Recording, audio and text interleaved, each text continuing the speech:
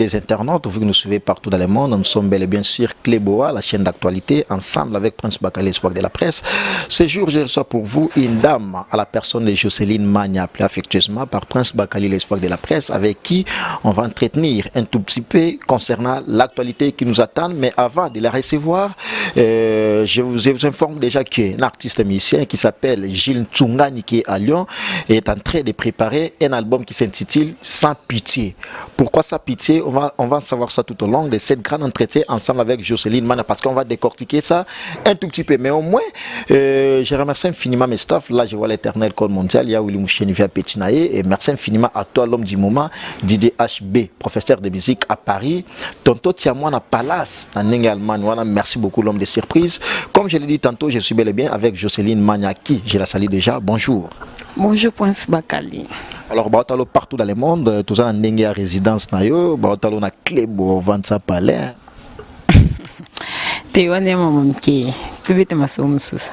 Alors, impressionné à Nina Olekana, site Nabiso, tant qu'invité pour la première fois en Erwana et Pesameliou. Ouais, impression Ngeza, vraiment merci d'abord pour l'invitation nayo. Première fois dans les canaux Cléboa, donc na grâce nayo, na micro nayo ndé, na l'équipe na Cléboa, donc et c'est un plaisir quoi. Togo Bengayo, ex ou la femme de Bercy, parce que tu as déjà un enfant avec cet artiste musicien que tout le monde en parle aujourd'hui. Naza ex, oui qu'il y a ex. Pour bateau bateau la biso, to c'est miso pour ngana yote, mais pour bateau bateau la biso parce que les patriarches Georges du Kouma bateau la biso, les jeunes présidents Danisha nous bateau la biso. Yebi Naza ex. Il y a Bercy moi. Ouais. Alors parlons après ça, ex nayo, papa et moi nayo, azala qui na prison pour maman c'est pas ça qui accident, il y a maître naye. Na minitso azali banda mais kozala libanda na ezoloba mamwa mingi batebele donc ils a contesté en fait na ndenge ya famille na batum soupe comme actualité na minitso yo tant que ex na maman ya mwana na qu'est-ce que tu peux dire synthèse ni rosala par rapport ya mambo nyosto ezolobama? Bon Bakali moni mingi mambwana vraiment italingate par rapport quand do benga ex donc ils a vraiment mamnangati. Mais par rapport au cas de la libération et tout ndenge olobi kaka mutalinga pa sa muninga zate. Mutalinga pa sa muninga zate. Alors ceux qui paient aux anabatu oyo ba osepela pour la libération nae ngapi naza parmi. Ngapi naza parmi. Pour ce total le lota msuto lobake ezaki accident. Ceux qui ezalaki pe na kaya mbata mutaboma ki le lopé Mbata, c'est-à-dire qu'il faut expliciter ou bien mettre na akufa. Oui, mettre Mbata. Ce qui est équipé lelo, mettre Mbata mutaboma qui est lelo pelingeza kama kamusus entre les deux familles. Donc pour dire que non, ba monaki que non akota na boloko akota boloko l'état se passe à musala na bon. Soit à libéré. Gloire à Dieu. Mais au moins Jocelyne osa bien que osa ex na ngolo beli wana mama ya mwana na mais au moins je vous signale déjà c'est une concert aussi, présentatrice des émissions, chroniqueuse, journaliste aussi également des formations à qui aza honoré les lona nenga Cléboa pour que tout développer naé un tout petit peu actualité ozo to banyango déjà mais au moins par rapport au lobela na kenon so la imbata peut-être même Bercy anga sepela nangote mais comme li Bercy libération na eza contesté yo rosa habilité par rapport à ex na epenengo lobela na bien que ça ex na mais au moins bosola na ouais pas c'est ça la kaka pona mwana ti to sali de lifanto zawana a olinga ke no amona papa na yeso aza besoin obenga ina téléphone abenga et maintenant ce que comité msuna na ba point moko boye et comité msu ko tia mutema mabeso kaza libanda ya prison et za mabe makasi po pas ces ande pona mwana. Pas c'est ça pour moi ne suis pas za pembe na papa na donc voilà. Mais au moins pas si pour moi na Jocelyne to développer un peu na moi profondeur. Est-ce que Bercy peut pendant que vanda na pour batebele ba bien ça ba sacrifice à Bercy atika ba lokuta wana même famille ne peut ba lobelango bongo ninga bomela yo ba bia bomela gimbata wana interprétation na bango mais au moins de vendre la peine à Bercy. Est-ce que Bercy a la paix moi mutu ya mama molili? Pour la minute vine vraiment na nazali banda vine. Les banda vine me vanda nae. Oui, nazali banda vine témoignage on na loba parce que ti na moment oiseau comme mema Bercy poto premier poto Bercy kinda. Bexi azaka na batak bat banda ko attaquer kaka okuta ibweta msuku na sali crise pour dire que na moment attaquer to ba retour ya ndozo babanda ko attaquer na lakisi yo siko na moment onga zaki na ebisi yo ngasiko na beto lisolo ya moment onga zaki na ye ti aokende te msu voyage à poto azaka ka combattre oyoka kuna te msu akoi crise kuna makali kali papa banga kimimbanga ka zuye ba bige no er mo ezala ba retour ya biloko ninde songela non pour dire que na moment onga na vandaka na ye na ebike Bexi bonjambi zalaki kaka oki ba catholique na ya kinda ba prière na eto mais pona ba makambo susu en tout cas wana vraiment na ebité niveau o ya komela lelonga na ebiti parce que nazara na été ça fait longtemps na kabwana au moins auto retenir ça que parce que yondo est bien que niveau mais au moins beaucoup dans parce que moi na sana katiwana mais Jocelyne sait qu'on peut retenir que Bercy a un vrai chrétien. Oui aza mwana musaina nzambi papa banga prière makasi papa banga la pasteur aza pasteur te mais aza parmi basai na nzambe batu basela ba sacrifier vie na bango na l'église papa na ye. Alors Bercy tant qu'artiste et musicien par rapport à tous ceux qui se disent que Babimi c'est pas artiste mais c'est mon boy autorotangi la comboté pour na ba mesure aussi à prudence parce que on ne fait pas l'émission ici, cette émission n'est pas une émission de polémique, la polémique mais au moins toujours expliciter certaines choses pour comprendre on peut isoler que la raison pour laquelle Namel Bino une concert aussi présentatrice des émissions à la personne de Jocelyne Mania à qui Aza honoré Nandenge à Clébo après comme merci à toi Pichu Manga la grande dame de la nation les boss, merci beaucoup parce qu'il est très opérationnel. Merci à toi Marcus à la prise de vie parce que Moussa les a kitoko. Alors Jocelyne par rapport des questions qui par rapport des artistes batu belé balo bela artiste Mise Moko abimisi Bercy moi na famille na yebazo réclamer que abimi na ndenge mo ya justice té. Yo tant que journaliste tout ça la peut analyse ensemble et puis tant que maman ya mwana tu as une idée par rapport à ça? Bon, aucune idée par rapport à ça parce que ndena lubakaka ngai naza trop makambo wana ti tu vois naza journaliste na kota na sora temps yo kota internet na ibani ni elekato ni elekate mais par rapport ya makambo wana aucune idée vraiment idée zati idée libération les a contesté même dans la famille des athées bon libération na ende na lobai kaka que donc libération na parmi bateau yo baza ya kosepela pour la libération na moi aussi je suis là je suis parmi. Mais comment la famille n'est pas lobel que non abimi na ndenge mo ya bien artiste mais c'est mo boy so ba lobi ba ndenge ni pona ye mais au moins yo pona yo est-ce que libération ya ndenge wana za contester na ndenge ya famille est-ce que l'état ba sali musala bien té ou comment? C'est ça reste à vérifier. Ça reste à vérifier. Ça reste à vérifier parce que na biso na bino to zati. Biso sto tala ngona musika. To ebite nini leka ki nini leka. Donc faut te vendre total la suite, total la résultat nango. Donc voilà. Merci beaucoup, c'était vraiment l'essentiel de l'actualité ensemble avec Jocelyne Mania qui est mon invité de ce jour. Merci à toi, les patriarches Georges Dikouma, Sonia Mbelinga, Mobalo Betili Kofemoni Yango, merci beaucoup à toi. Et merci à toi, l'international Kersi Maël, mon ami personnel, ici Balingi l'international, Mimi Kamalandwa, Nandenge ya Musika, merci beaucoup à toi. Et Tonto Tiamouana, Tonto Tiamouna Palace, merci beaucoup. Et il est ici, j'allais dire à Kinshasa, Rey Mbo. Merci beaucoup en provenance de France, merci. Concernant mon invité, à la personne de Jocelyne Mania, par la présence, tout sauter tapis à Bercy, parce qu'on a dû expliciter ça ensemble avec mon invité, mais au moins Jocelyne, tant que concert, journaliste, mais il y a une résidence, il y a sentinelle bazana, bana misala bazali, palais étage, quand tu as un confort, découvrir l'exclusivité na yango. Exclusivité la ngonga moi personnellement na oka mona bi oh mais Boulongo Jocelyne c'est que ba musu ba job musu ala na kati wana parce que vous vendre sa palais ya boy na été soit foutre là ou à somba Jocelyne résidence eza ya yo ou ya bino ya famille. En fait, bon, to lukaka kaende to lubaka il faut luka poso lukito ozwa zéro na vie.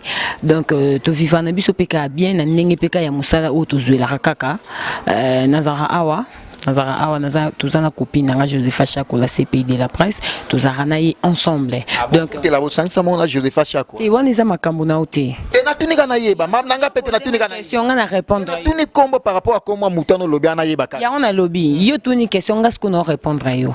Te na yo ki kombo mo na bossang ça la yo na ye. Te eza problème na ote. Wani za makambo na ote. Yo zela kana peso réponse. OK, réponse est là. Je suis ensemble avec Josepha Chako, la CPI de la presse, donc tous on a toujours scotché. Mon ami d'enfance, quoi. Donc, la minute où Azan a pété, Azan voyage, ça fait déjà 3 mois, Azan quelque part. Donc, bientôt là, déjà, na Kini, donc, il t'occosse, quoi. Ah, où t'as pu voyager? Il y a beaucoup de monde qui a atteint. Le palais où tu es à la disposition. Plastique qui sont ici. Oh, c'est ça qui sont. Non, tu n'as pas pour bâtonner, tu dois comprendre que Bosangi Sambon, on a yo, na Josepha. Ça là, yo ça là, mambo bon, on va dire bosso ba yamanga, o ba yam, bo yamanga na kleboa. Mais on linka ba finganga.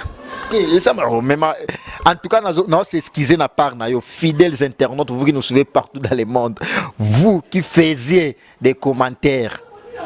Je vous en prie de ne pas injurer cette dame parce que Azolobaka qui est la vérité. Puis tu m'as la grande dame de la nation, le véritable boss parce que Klebo ezalaka moko klebo.com. Ba prince Bakali bazala wana au monde ba jolisa bazana ba runa bazana so ba big no les grands caméramans ba image ya kitoko au monde marquis Sazawana. Merci beaucoup à toi encore une fois de plus Herman Emporio Garçon Slim mais au moins et ça pour que te faire comprendre que non bato mamso ba ko finga yo ezala bongo te po bato mso mo la ka non muto ana ko mala na kin a viva mamso ba ndenge mo boy ya wana raison pour laquelle na tous nos paramètres on a pour ba comprendre pe qui est Jocelyne Magna. Ouais, voilà, on a plus de réponse. Alors, par rapport à concept, par rapport à boulot, ça fait au moins combien de temps dans le domaine où il y a journalisme? Je fais au moins 10 ans. 10 ans? 10 ans. Ah, ok, 10 ans? Oui, 10 ans. Journaliste de formation? Oui. Au Tangeli? 10 ans. Prince. Et belé bazin ba TV ba ça n'importe quoi tout le monde ba on peut ba facilité. Donc yo ko insister linga tout nanga soki kana tanga na ifasiki na zoela ngo formation. Na tuni kana yeba na insister te na tuni yeba ka no eza ya formation ou comment? Na yebisio. Yo yebi ba o batangela. Na ba massa nanga ona tanga na bango batanya mabedi. Nazala na bango na présenter na etito kei. Donc voilà. Donc pour yeba nga so na tanga vrai ou pas, il faut yeba on dit pas bateau bazala nanga. Boyo bige no ba o msu batangela ngote ba na ba TV yo yebi ba batute ko mo lo ba. Parce que yo poser une question wana. Bo baton bas. Bakali, malili ya makasi limbisanga pardon. Nana moi naza moi stressé par rapport au kakaya. Na opesa mes condoléances na famille Mavungu, ma condoléances na vie na dadi Mavungu vungole, original les anga pirate à perdre papa nae. Donc on moi naza moi stressé ndето libaka to lela na ba ubazoli la quoi. Encore une fois de plus parce que frérot dadi Mavungu vungule. Oebi, Dadi Mavungu Vungule, mes très sincères condoléances, ainsi que notre chaîne internationale Kleboa présente ses sincères condoléances à toi, Dadi Mavungu, parce que Oebi, au Banana Prince Bakali, moi Kala Kala. Alors, bien que qui m'a nommé à question, mais au moins, dans le domaine où on a le bossali de 2 ans, mais na 2 ans, na confort, ya boye palais, ya boye standing, na kati, na côte, na kati, nous sentiments que notre année langa, ton saison sèche, mais degré à mon peuple dans la carte Jocelyne au vivre kana boulango hein. Oui, to vivre kana boulango et puis ndito ba mokili faut ko yeba kovana na bato. Tu vois Bakali. Ngai ni naza awa naza toujours bien même le un jour tu micro pas fleur makini si on peut toujours témoignage nanga ya bien ezaka ko yeba kovana na bato ni na vendre na massa nanga Josepha Chako la CPI de la presse. Donc voilà tous ara bien et sengaka tous ala biso ba souda makasi et sengaka tous ala ensemble. Vous comprenez et ko zape que non le lot amsu que non a te Josepha ngalo pina fana longa na ok nanga ani mois prochain fana zonda côté mususu na baye ko to ma témoignage so que otikanga moko. Vous comprenez. Donc, il y a amitié entre nous. Donc, affection autour de nous, nous se comprenons. Donc, par rapport à tous ceux qui se disent que, surtout les chroniqueurs, c'est belé à Internet, il y a une vitesse, il y a mibali. Donc, besoin relation, tapoto bando benga bino, mibali kili, pour le concept, ni no épinglé par rapport à ngana mobali nanga privé. Avanda wana zilaka ngado azaka ponanga yebisanga tana na inter tetali otenga peso na lobi pe mama mobali na tuni kaka na yo za poso yebata za matadi to na boma to wapi na yebiso ke naza na mobali nanga privé o azaka ponanga réservé ponanga comprendre question nanga pe question nanga za yebo pour que to comprendre pe bien question nanga za ke bana base belé ba internet pour que ba so mibali na poto ba so ba relation ainsi de suite ya ngwa o lobi ozana mobali na yo question nanga pe na compléter kana maloba na OK mobala ngo asala na poto sikoyo omoni ye nazwa siko na internet ite ye nazwa na internet ite na matadi songi na nazwa na matadi Ah mobali na la poto na matadi. Nazoi na matadi. Seko kimi ba baso ala na internet azi mobali na poto yo kisko ke na matadi. Ya azande kwa Jazz Kavulu. Ah Joseline. Okimi ba na poto ke ti matadi. Ye nazoi na matadi. Siko azala ka réservé pour nanga. Donc nga na ya musala na ya ka musala nanga parce que nazwa temps yo ke na école pour na yekola. Oh non ça lelo. Donc yango siko esengi ke na sala musala ngo. Mais pour na popo ya mambo wana ke non ba fi ba ya oui, baze belé ba ya ba te ba désordre na ba internet. Oh comprendre ba o ba ya na ba ningi na bango ba sa ba porno ba o pe ba ya ba o pe ba ya ba sa ba o ba sali ba porno na ba chroniqueuse bazate. Na lobi boy. Nazo nga nazo sur la pona ba chronique. Nazo répondre yo. Ba o pe ba ya ba sala ba porno ba za ba o pe ba ya ko sa ba maboki na bango ba za ba o pe ba sali porno yebi ba. O pe ba ya ko sa ba fi. Sur la pe bien s'il te plaît, aux invités na ngazala l'aise ba o ba sala ba porno yebi ba. O met tout le monde na yo sur internet tout le monde. Na tunika na yeba, peut-être ba to ba la peut-être pour la première fois ba yeba. Problème ezate. Ba o ba ya pe ko sa ba bolingo na ba internet pe baza. O so comprendre. Mais biso tunga na ya nga pona sa musana nga oyo na kende la école. Bolingo là c'est comme so do bois ki lango libanga po ba tutu ba yebi ke miko. Te s'il te plaît, na c'est dans libre poser ma question na ngai confrère na ngai il est présent parce qu'il assiste l'émission Benji Benzema. Azana zo assister mission ayebi garçon vitaminé babi ba benga affectueusement mikolo bongo mais au moins par rapport à ndengo bike no ba misuba ya osabo lingo na ndenge ya internet au moins na teke no batu nyos to ba hotel la biso ba comprendre ba la moko bois ke la Karine Mokonzi po mikolo ina donti yo mozo molango c'est ça polémique ina donti la chroniqueuse la concert na yo wa muto ningisa Zaire bakali Amto ningisa Zaire obeta masolo batu bakufa kala nanga ero no beta masolo batu bakufa ndeni Karine Mokonzi akufa yango siko so batu ba finga ba commentaire oyo kutu odembela na succès Bex gambi oh no di mais succès Bex ndeni ye kutu ngana Bex kutu ana lien on a rodembela pe bosko bato ba ya rodembela ye o ba ana lien te ça va. Tu sautes à point à Bercy, mais une question et yelingamba la mort très vite comme ça avant que tout les cadeaux en actualité tout chité nayo, mais au moins au biba de la sixa Bercy. Bercy a bimi na prison tant que chroniqueuse. Azana pour qu'à ça la recherche et information à qui a Bercy a même place sur Sénégal mais a salé interview. Est-ce que on est à au la sixa ne Karine Mokonzi mtata la première à Soilo Ganinya. Bon est-ce que on a un combat moto? Tu dis que non ba au la sixa. Ngana pese ka exemple bakali. Oh pese ka exemple à Karine Mokonzi. Yo ngome te siko exemple na yo na oyanga eza différent. Yo siko meminga au taper à côté. Au taper à côté. OK, une question par rapport à Bercy Bima na prison. Première chroniqueuse à Yamba Ezalaina.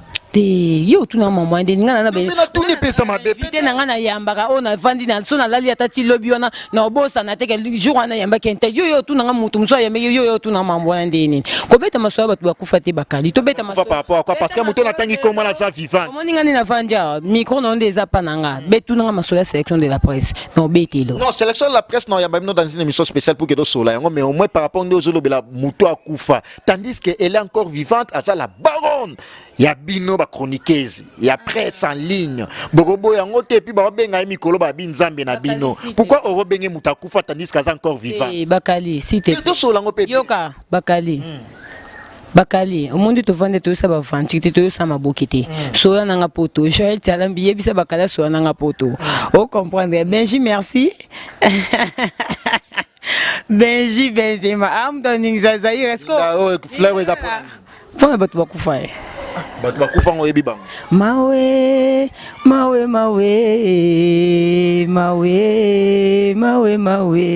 wana na kufa oh na ebisio ko mena tuni neti awa otolo ba non frère ya ndeko na biso frère na biso dadi mavunga otolo kufa so na ba komuni na ngana tanga na komuni bon to zonga na fait de fait moni production na tangi kombo boyo muto akufa na ozotiele fleur bonga zana sikondi na za ana obeta masolosko ya batnyesa uba kufa moko pongala bon c'est là OK to sunga na biboye nzembo ona dedi yango pe pona batnyesa uba na pasi maoye manzemo alanga to sunga na ngana yo ensemble avec fidèles internautes qui nous suivent partout dans le monde c'est une émission ça polémique mais au moins na olinga to sunga na ngana yenga na otanga kombo ya inconnu te na tangi na kombo ya Karine Mokonzi parce que asali ba agence na ye mobali na mais pour pourquoi ngani mobile nazo la Kinshasa? Mais pourquoi on s'est basé quand on a comme mon Dieu, on a sous le sujet? Mais ça qui sont sujet, ça qui par rapport il y a comme on a osé échapper en haut, tandis que ba benga nzambe na bino ba chroniquer. Mawe.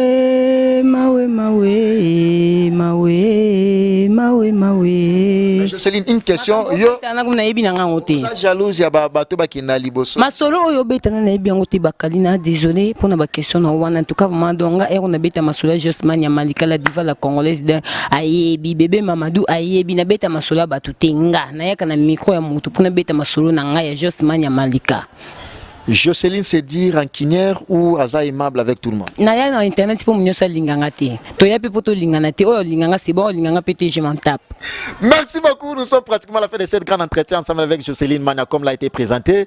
Et elle a été l'invitée des Prince Bakali Espoir de la presse, également sur notre chaîne internationale cleboa.com. Merci à toi les boss de la nation parce qu'il est très opérationnel. Merci également à toi, la grande dame, la magnifique, la plus belle, Pichu Mangaya. Merci beaucoup et je remercie infiniment Tonto Tiamouna, Palace, Nandenge Almanwana. Merci encore une fois de plus. Merci à toi, l'international Kersi Maël et Yaouli Moucheni via Pétina, l'éternel code mondial, les 7 et l'unique code Yamoka, Yaouli Moucheni, fonds rationnel. Merci beaucoup. Alors, Jocelyne, tu as mis pratiquement sur entretien ensemble avec yo. Et ça a eu plaisir, il y a trop à Yambayo, bien que Kimino Bamamoussou, mais na Yambabino, sélection de la presse parce que sélection de la presse, tout le monde en parle. Pourquoi sélection de la presse?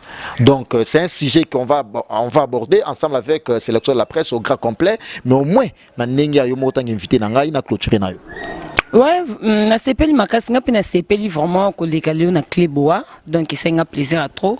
Mingi pour na ba fan ou balinga Josman ya Malika, naza toujours pour na bino bo s'abonner toujours sur Congo Top News ou bi makambo zongi. Bientôt là déjà dimanche na banda déjà ba vidéo nanga.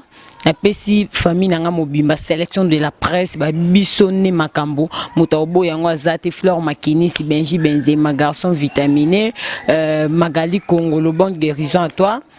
Mora de la presse na pesi ba fan nanga tout balinganga mes condoléances encore ya dadi mavongo vongolé courage mon vieux balobi liwe ya kapona batunya surtout les lapina ba obazolela je suis de cœur avec vous.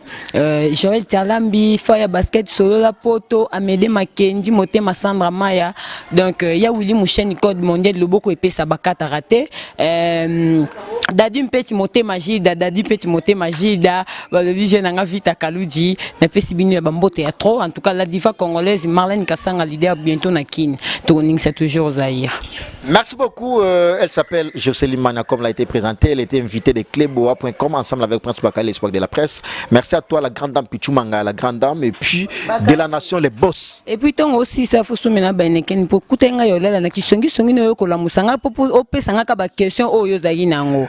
Merci beaucoup. Là c'était vraiment une parenthèse concernant Jocelyne Mania parce qu'elle a voulu bien expliciter Azotole Bakali Prince Bakali Espoir de la presse comprenez parce que Cleboa ni makambo ezalaka awa. Merci à toi l'éternel code mondial ya Willy Moucheni via Petinaye. Et pour boucler la boucle, une information concernant l'artiste et musicien Gilles Tsungani qui est au studio en train de préparer un album qui s'intitule Sans Pitié, que vous allez découvrir ça avec de très belles chansons, pas si très longtemps, mais au moins quant à moi, retrouvez mon prochain numéro avec le même plaisir, mais tout en chantant. Bon, moi je ne vais pas chanter, mais au moins il y a ce m'a peut-être pour la bateau à Koufa, il y a Yebi Mawe,